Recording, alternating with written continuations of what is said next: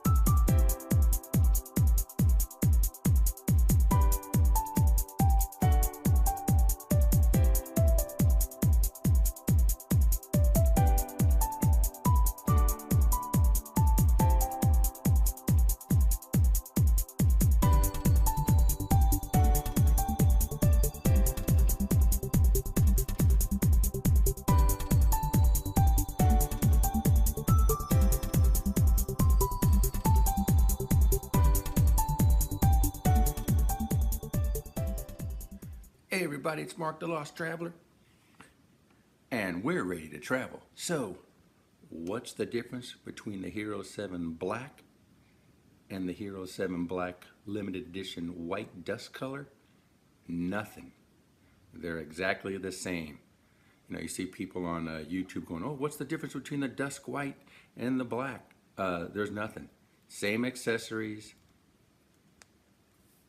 same back screens, same buttons, everything's the same, just the color. So you can put all your accessories on this one that you can this one, vice versa. You can change the housing, you can change the lens covers, do whatever you want. There's no difference. So maybe GoPro is going to start making different colors. But until then, here's the two that you have.